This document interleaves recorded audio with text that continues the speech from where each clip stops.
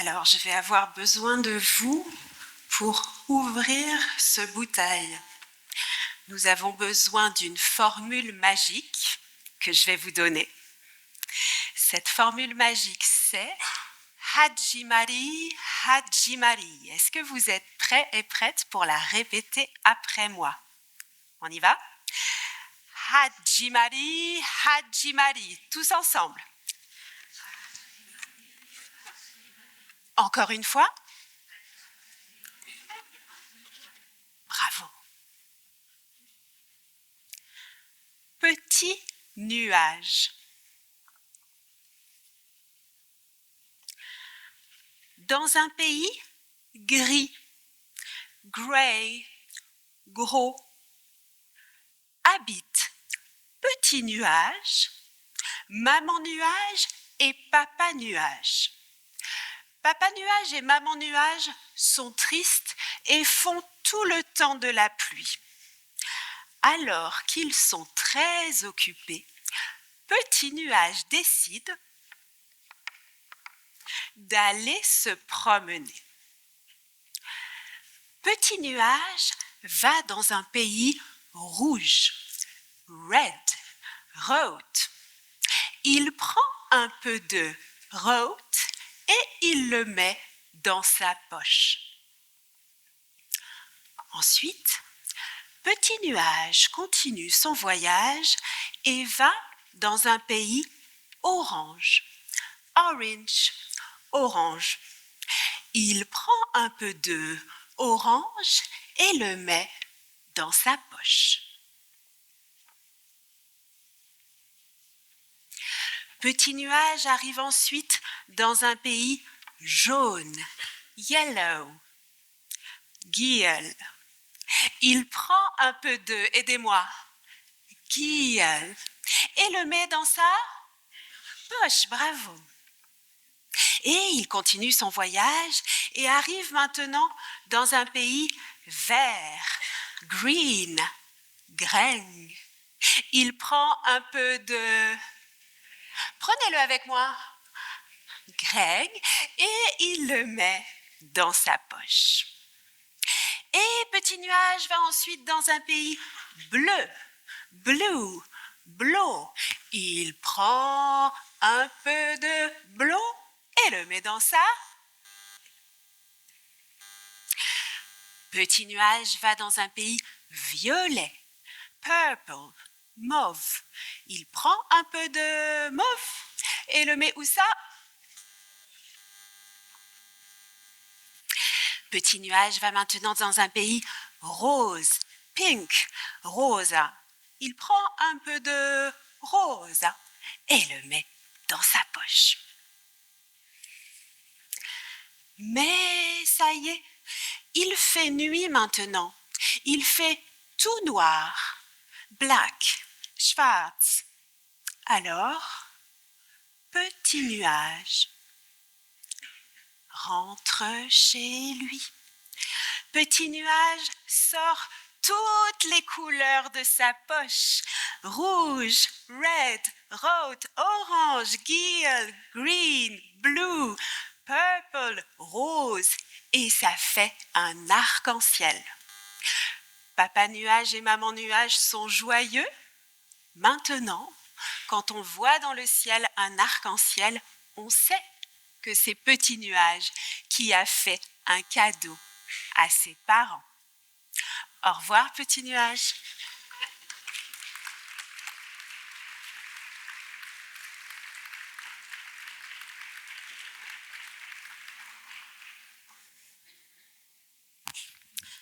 Bravo à vous et merci d'avoir si bien participé. Ce kamishibai plurilingue, il a été créé par des enfants de petite et moyenne section d'une maternelle française, dont des enfants de 3 à 4 ans à peu près.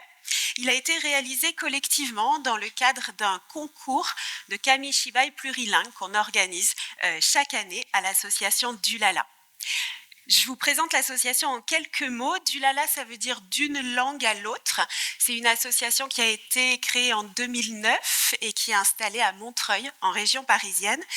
Et l'objet, le projet de cette association, c'est de faire du multilinguisme de nos sociétés un levier, une chance pour l'égalité des chances de tous les enfants et pour lutter contre certains types de discrimination, particulièrement les discriminations qui sont liées aux langues, au statut de langue, au langage, à la façon qu'ont les gens de s'exprimer.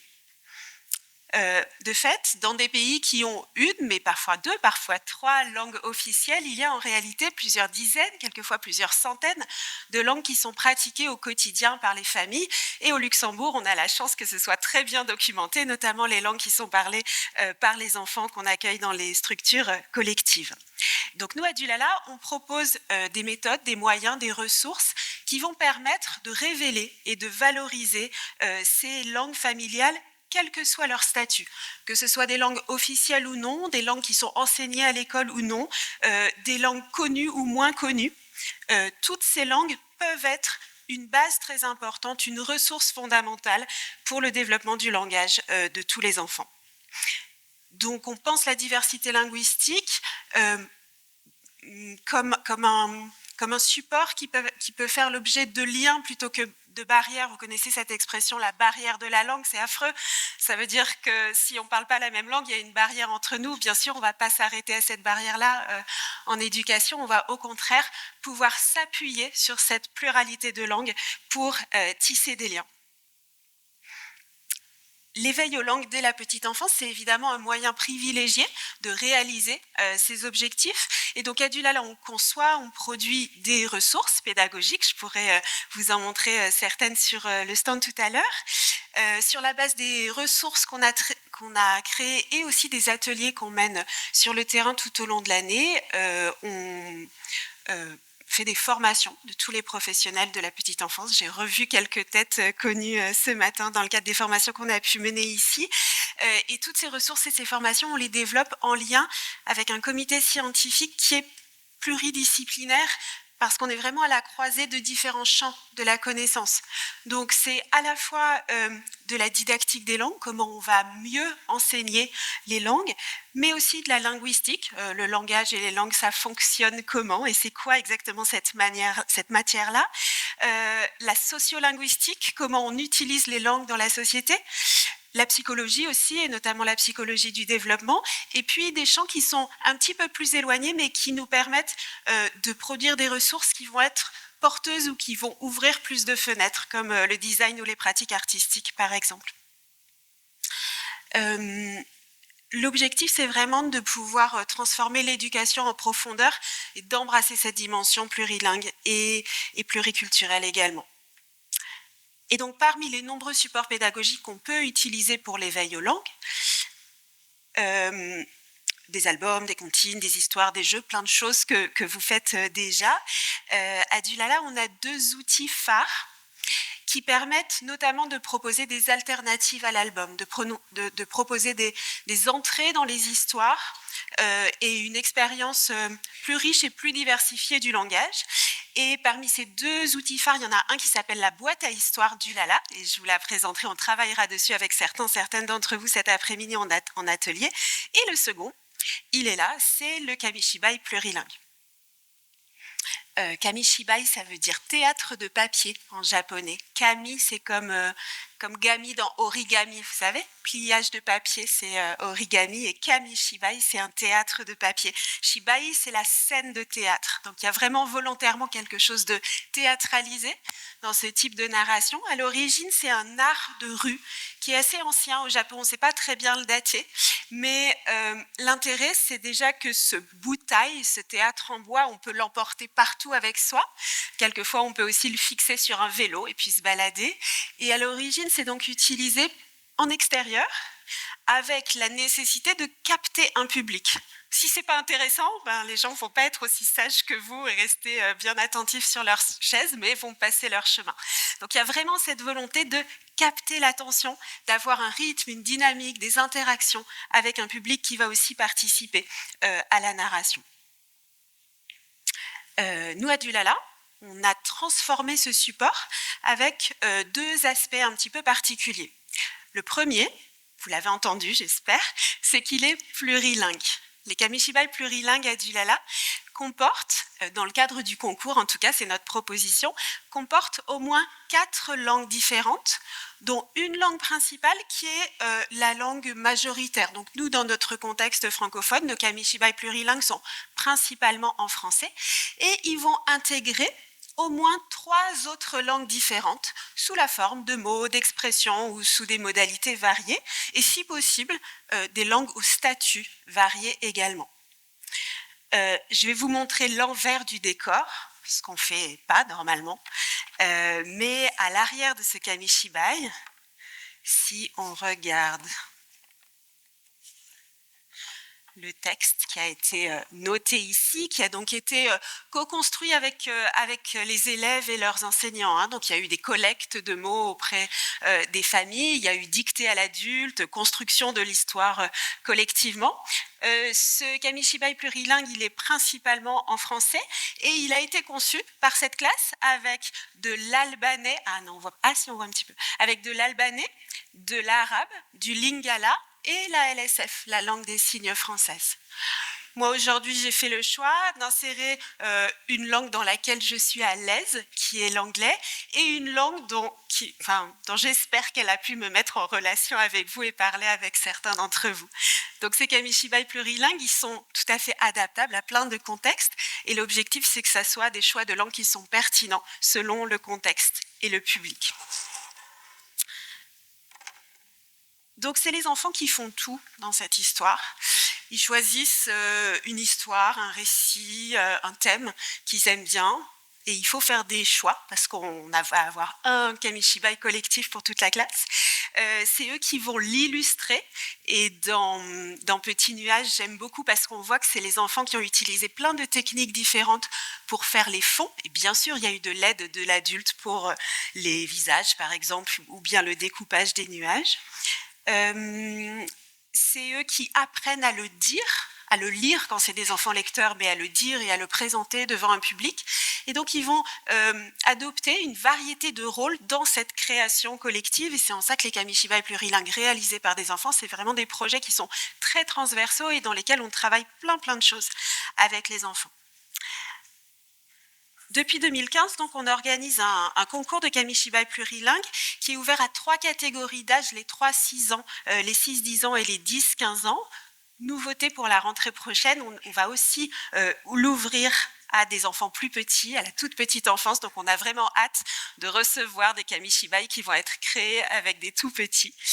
Et puis, d'autres concours sont également organisés dans le monde. Donc, en fait, il y a une communauté qui est internationale de créateurs de Kamishibai plurilingues. Certains concours sont en langue française, langue principale, mais on a aussi d'autres concours avec d'autres langues, le grec, l'allemand, l'italien, le portugais, par exemple. Et si vous êtes curieux et si vous voulez aller voir une partie des productions de ces enfants, je vous invite à vous rendre sur le site kamilala.org, Kami comme Kamishibai et Lala comme du Lala. Il y a une galerie où il y a principalement les lauréats du concours et puis nos coups de cœur et ceux qu'on a beaucoup aimés que vous pouvez découvrir. Et enfin, pour faciliter et pour accompagner les projets de réalisation de Kamishibai plurilingue, on a conçu une mallette pédagogique qui s'appelle elle aussi Kamilala et qui permet de s'approprier au mieux toutes les potentialités de cet outil, de pouvoir créer des choses qui sont originales et qui exploitent le format Kamishibai au mieux. Et dans cette mallette, il y a entre autres un Kamishibai qui s'appelle Avant Maintenant, qui a été créé par une artiste qui s'appelle Junko Nakamura, mais qui elle-même s'est inspirée d'un Kamishibai créé par des enfants dans le cadre du concours. Donc là, ce que je vais vous montrer maintenant, c'est une réinterprétation d'un Kamishibai d'enfant. Et elle a fait ça pour pouvoir notamment...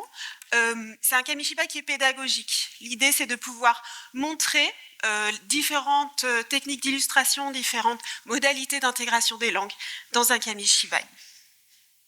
Ce qui est un petit peu particulier avec celui-ci, c'est que ce n'est pas une histoire, ce n'est pas une narration, c'est plutôt des tranches de vie, des anecdotes.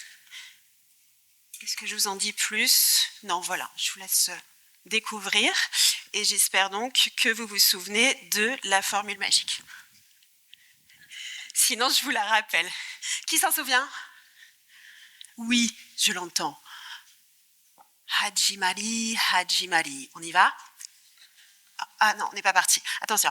1, 2, 3. Hajimari, Hajimari. Encore une fois.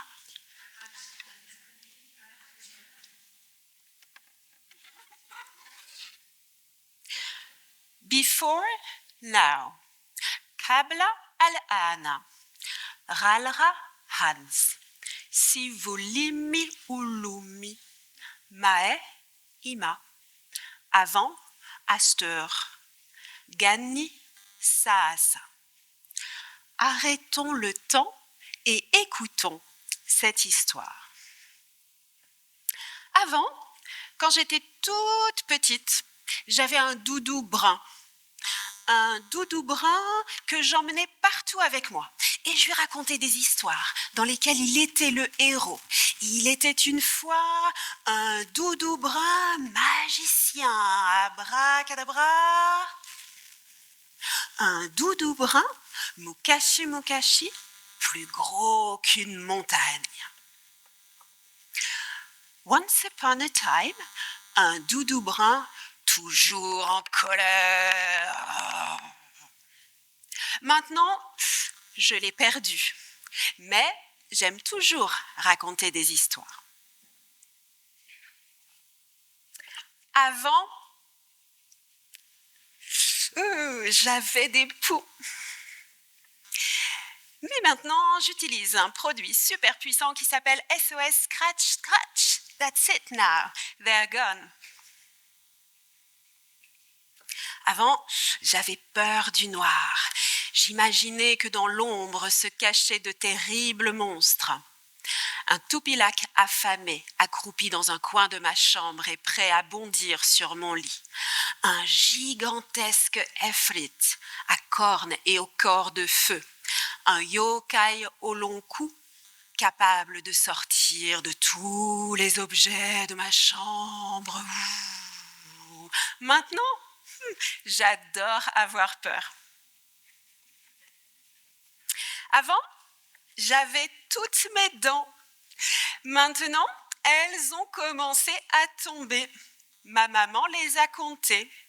Bané, Philo, Siko, Narato, Carago. Maintenant, j'ai le même sourire que ma mémé. Avant, mon grand-père, il n'était pas mort. Oliette, un petit osia qui chante quand on fait bien, les soubiers dans l'oumia, en faire la Santa Pia. Maintenant, je continue à chanter sa comptine préférée. C'est un petit oiseau qui chante quand il fait beau, qui siffle dans leurs mots en faisant frémir ta peau. Avant, je ne savais pas faire mes lacets. Maintenant, je suis imbattable au ayarak, au cat's cradle, au jeu de ficelle. Je sais faire le nanook, le bird et même le palmier. Avant, il n'y avait plus de piles dans mon réveil. Du coup, ce n'était jamais l'heure du goûter. Et puis, on est allé racheter des piles.